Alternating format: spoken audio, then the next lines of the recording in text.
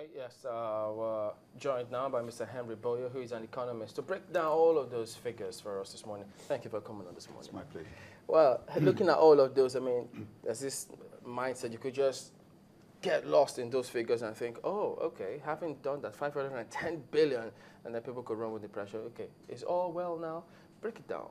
This rebasing of our GDP, which shoots us higher than South Africa, an indicator for the performance of our economy. What does this really mean?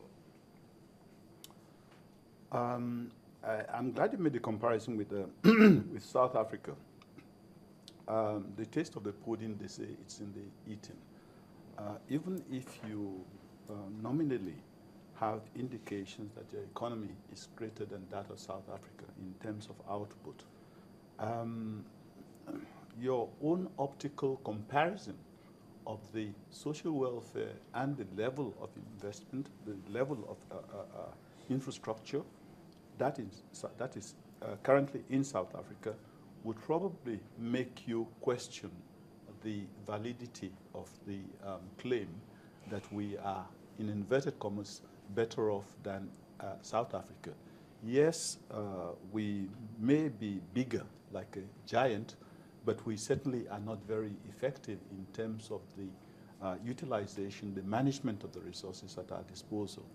In any case, you don't have a situation where in South Africa the level of unemployment is lower than in Nigeria.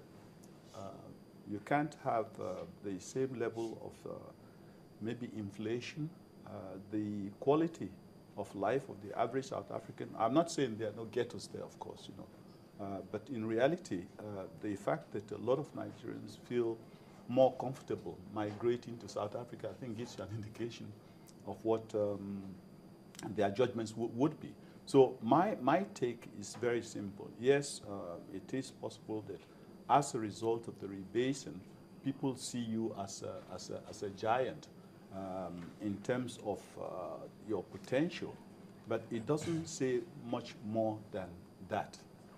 In reality, it is like if you have a house and over the years you inherited it from your father, and within 20, 30 years you added more equipment to it, and people who used to value the property had been using a valuation of before your father even got the property from your dad.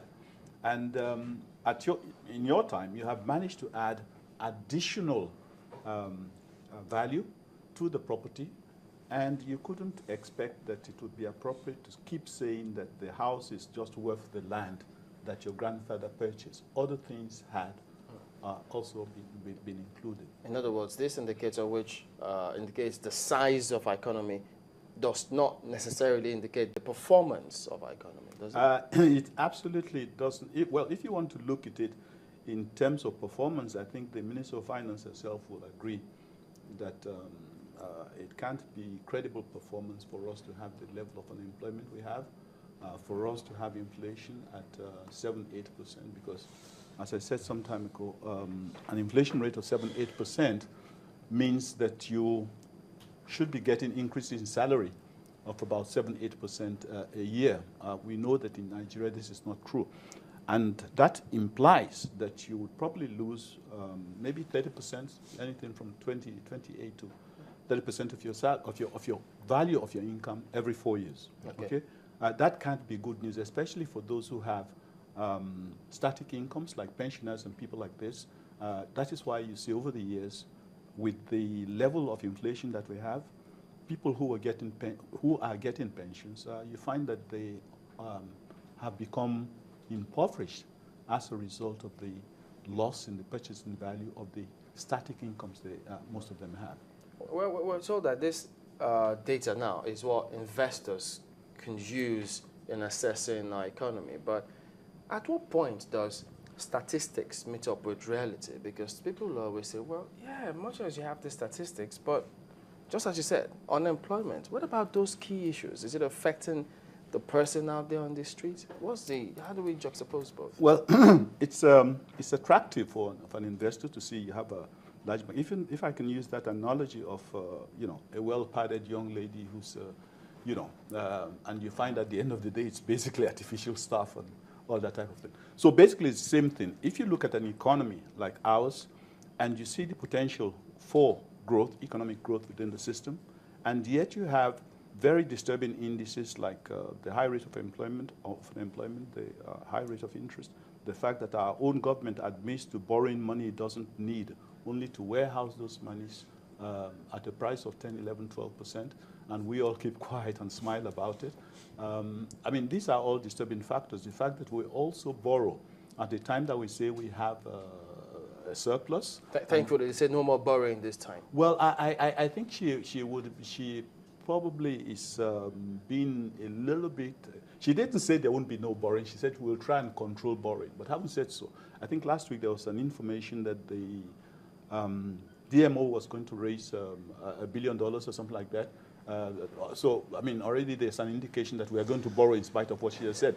Domestically also, we don't seem to, all of us don't seem to be worried that next week they'll probably be mopping up excess liquidity again, which is, like I say, borrowing money you don't need at 11, 12%, in spite of the impact of that on the economy. Okay, taking the word impact from you, because one thing I've come to get from you is that sometimes you try to analyze those things without putting figures to it, which is even better for the ordinary Nigerian. And we'll talk about rebasing of our economy and talking about what the World Bank Group has said about Nigeria being one of the most extremely poor nations. And this is coming just a week after that particular report. How does this affect the ordinary Nigerian on the street? When we talk about a fantastic figure, we're now a better economy than South Africa. So how does it reflect to the man on the street for him to know that truly we're on course, on the positive streak? Well, the man on the street, and unfortunately there are so many of them on the street without jobs now, cannot be happy if he cannot be provided with gainful employment so that he can live a life that has a little bit of dignity. He doesn't have to live on, he shouldn't be a dependent even at the age of 40. Well, it's not surprising. We also, as a country, we are still dependents after, is it 60 years of independence also. So maybe we have transmitted that gene into our economic system, and that would be rather unfortunate. But the reality, of course, is that the man on the street is interested in having food on his table. He's interested in making sure that he can, the money he gets at the end of the day can take him to and from work and still leave extras.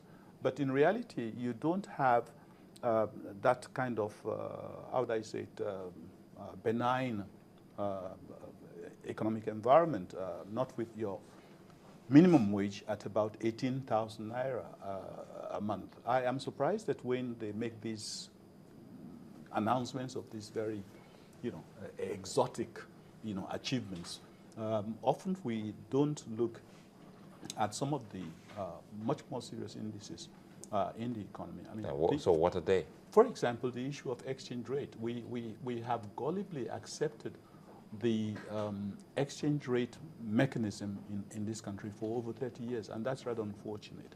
There is no reason whatsoever, and nobody has been able to tell me why it is so. Maybe you guys can help. In a situation where you have $4 billion worth of reserves, okay, and you have 4 months imports cover. I have qualified it, 4 months imports cover, 4 months. $4 billion worth of reserves. And I think about 2 years ago, we had 60 billion reserves, yeah? And we were told that we had, between 15 and 20 months imports cover. But interestingly, you have a situation where when you were much poorer with $4 billion and a shorter imports cover, you have an exchange rate, you had an exchange rate of 80 naira to $1. And then surprisingly, when you have 10 times, 12 times that value, and extended imports cover. So don't tell me we were spending more. We could be spending more, but we had enough cover for a much longer period than we had in 1996. It's impractical. It's not realistic. It's not commercially wise that you should be talking of an exchange rate that is double what you had in 1996. You don't think that inflation rate has anything to do with that? No, it's a very simple, how would I say it, manipulation of the exchange rate of the naira.